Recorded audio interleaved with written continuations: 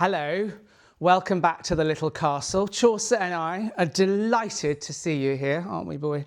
And I thought we could have another cup of tea.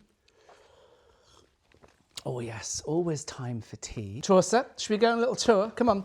Why don't we start with the tour of the turret, and then I've got some tales to tell you about the ghost that my father saw in Germany after the Second World War, and how my grandmother, left a sign after she died. So, if you are ready for a tour of my turret, I never thought I'd say that, a nice cup of tea, and some of my family history, then you're in the right place.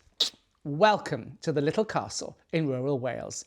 It's really very nice to have you here. You're currently in the room that we call the Great Hall, which was the original agricultural dwelling. It was probably a farm cottage originally. These beams up here, they go back to 1421. This building is Elizabethan, so probably they were recycled and taken from another building. But I'm not giving you a tour of this room, although if you'd like me to give you more detail around this room and some of the lovely antiques that I have in it, I'd be really happy to do so. Let me know in the comments below and I'll do a video next week. But for now, lots of people have asked me, can I see inside the turret? And of course you can.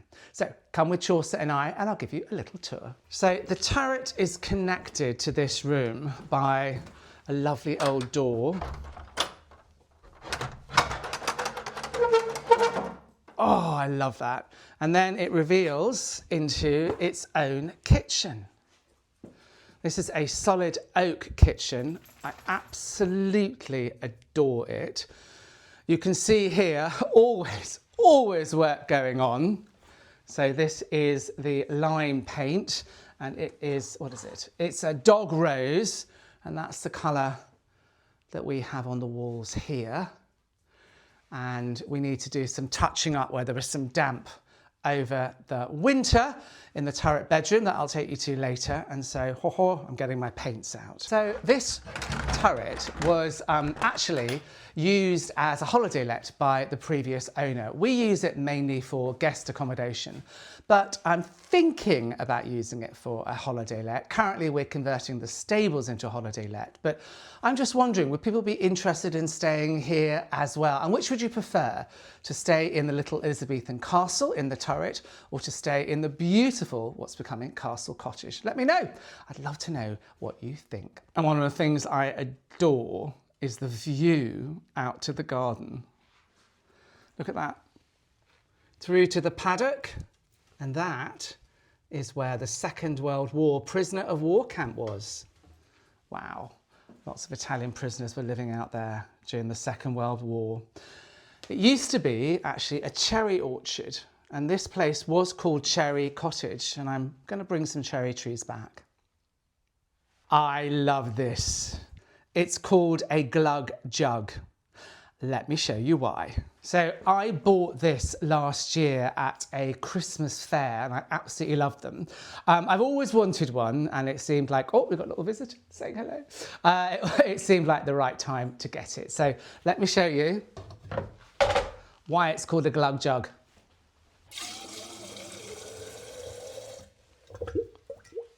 Did you hear that? So now we've played with my glug jug, let me take you into the turret salon, which is currently doubling as a bit of a gym for me. I think this is probably my favourite room in the little castle. I absolutely love the proportions of this room. Really high ceilings and a rather spectacular stone fireplace. Look at that. Now we had this log burner put in last autumn, and it's so cosy. When we had our Christmas party here for the village, it was toasty in here and everyone loved it. I had holly on the mantelpiece and it felt really, really Christmassy. And what I found when I was decorating the turret for Christmas this year, especially when I was putting lots of Christmas stuff around the fireplace, I found a little gift from the builder who had put this fireplace in. Just such a gorgeous little touch, and it means that my husband Joe and I will be here for future generations, and I love that. Every single time somebody comes in and lives in an historic home, you're only holding it for the next generation. And the idea is that you leave it in slightly better shape than in which you found it, and you leave your own mark upon it. And there's definitely a mark under this log burner, and I want to show you. I'm going to do more here, but even if this was all I did, there's a little mark that will let future generations, that my husband and I, let them know that we were here. Come on, let's have a look. So can you see under there, they have written in the cement, Mok and Joe, 2025. Oh, I think that is just so adorable. I think that is probably more adorable though. So a couple of things that I really like in this room and want to share with you. Firstly are these greyhounds over here. So these brass greyhounds came from my family farm in Ireland. They were owned by my grandfather, and then my father had them on the mantelpiece of our home in North London, and now I have them here, and they're just a little piece of family history that I absolutely love. I also love this globe. I won't attempt to turn it, and I have noticed that it's upside down. This is the globe that my brother and I learnt world geography on. It's probably incredibly out of date, and look how faded it is. But it's a globe from the 60s, and I remember having that in the nursery as a child and doing all the continents and all of the countries with my mother and my brother. Obviously, any house that I live in is going to be absolutely stuffed full of books, and there are books absolutely everywhere in our house. But nestling above the books, this is Alice Through the Looking Glass by Lewis Carroll, and my favourite books of all time are the Alice in Wonderland series. Do you know why? Let me tell you. So the reason I love the Alice in Wonderland series is because Alice didn't hold herself back. She wasn't constrained by the conventions of her day. She believed in impossible things before breakfast. I would never have believed, as a very shy gay boy from an immigrant family in North London with a bad lisp, that I would end up one day living in a castle, married to a beautiful man, and chatting to you here on YouTube. So I really identify with Alice, the idea that if you try and imagine it, if you have the courage to imagine it, oh my goodness, it can come true. Another thing I love over here is Edith the Swan. Hello, isn't she glorious? She probably should go on the wall, but I absolutely love her. Yeah. That's Edith. These are from my garden. I dried them out last year and I think they're rather spectacular too.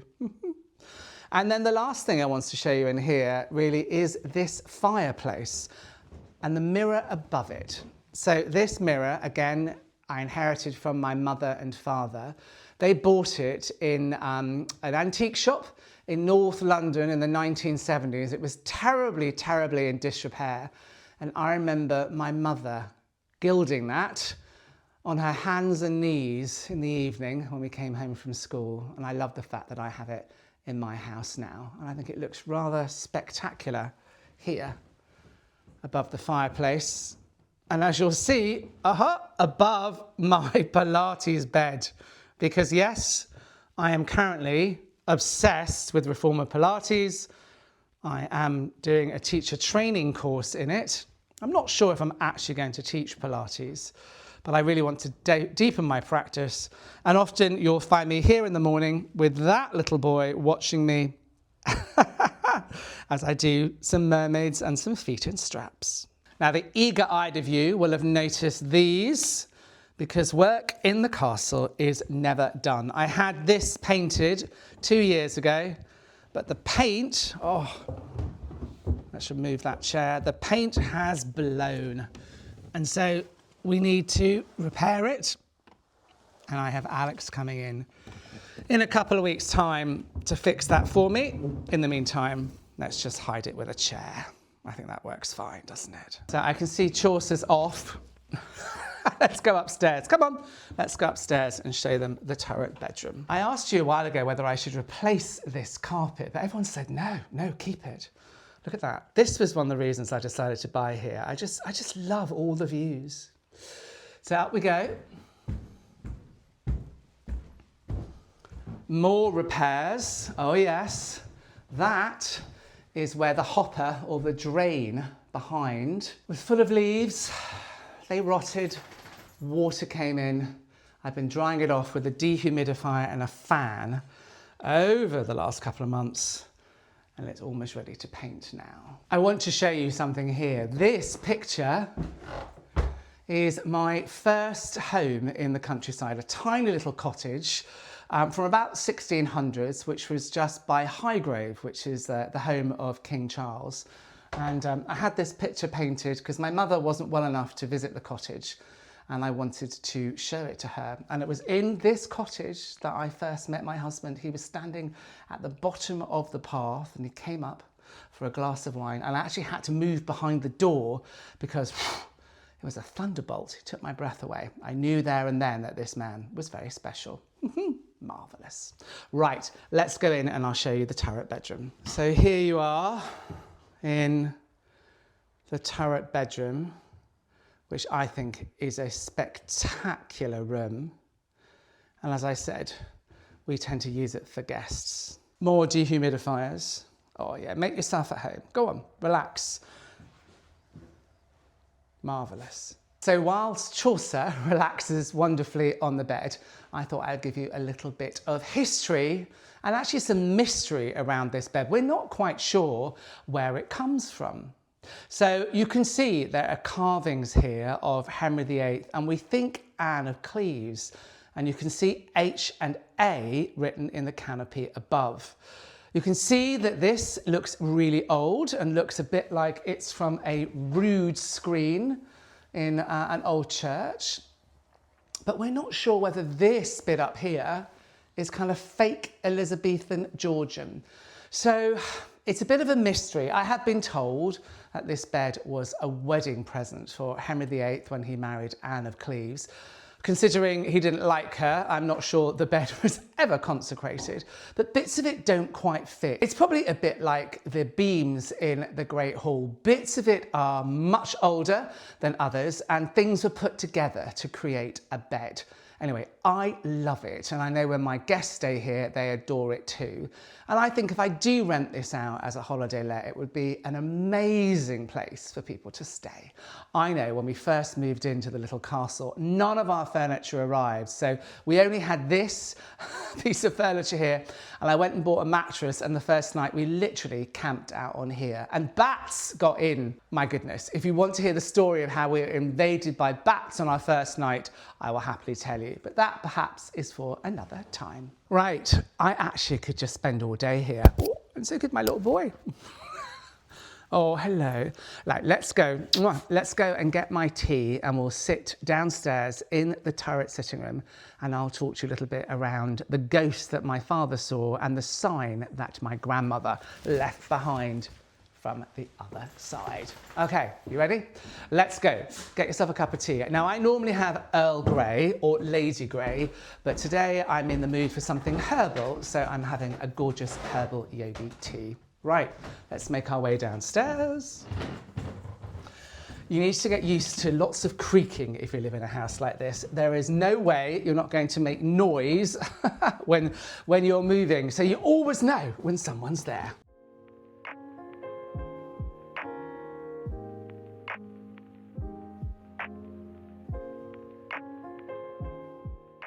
We are back.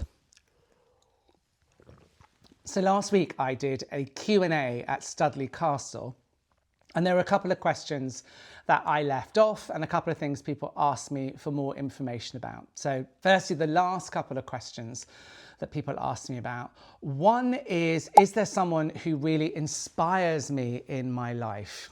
And I think the person that I'm really, really inspired by is Cecil Beaton. So you may see one of my previous videos, I actually went to the Garden Museum to look at an exhibition, and recently I went to the National Portrait Gallery to look at another exhibition. Let me show you, hold on. So Cecil was an absolute fashion legend. He designed all of the costumes for My Fair Lady. Just obviously a gay man making his way in the world when homosexuality was illegal. The most beautiful photographer as well. I mean, look at that. Some of the pictures in this National Portrait Gallery book are stunning.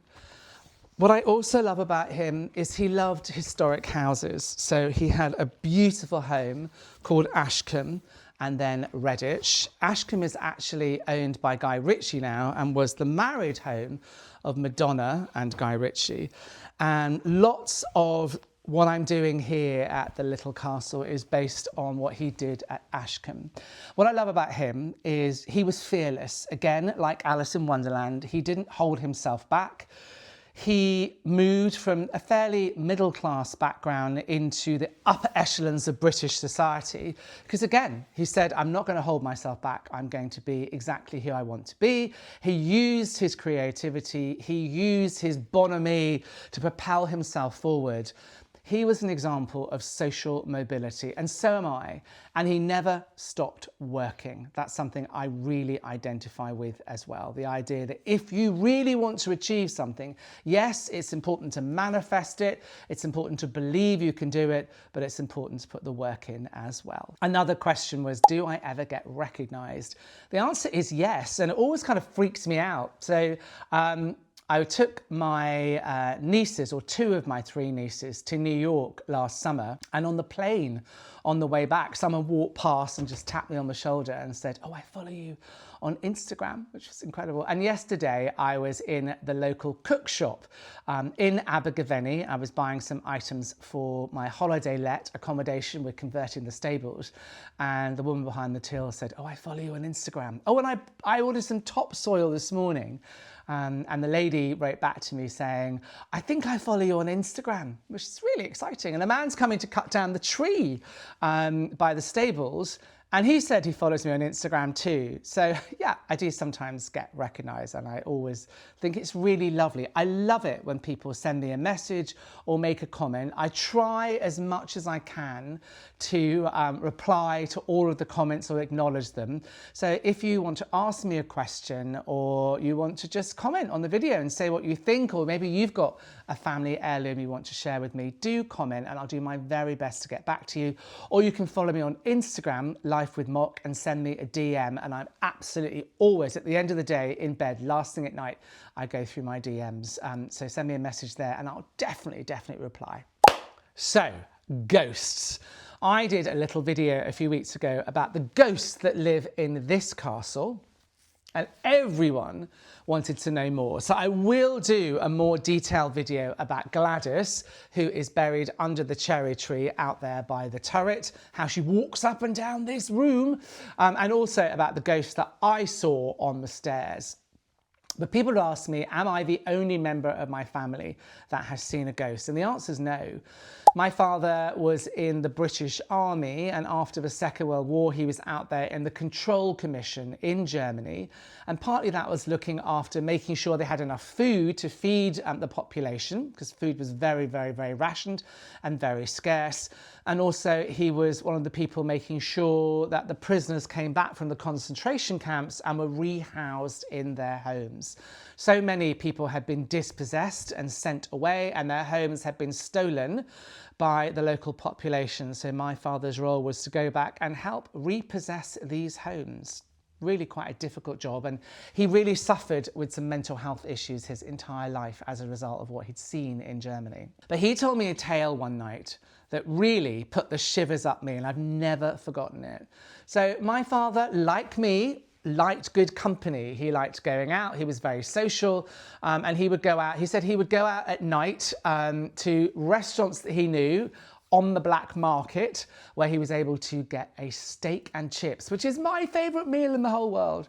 He was telling me one night he was walking back from this black market restaurant, and he normally turned right down this road, and as he turned right down the road, he saw a woman dressed in white who was going like this. She was clearly saying stop and move back, and so he moved back. He didn't turn and said, right, I'm going to go straight on and turn right. Something weird is going on there.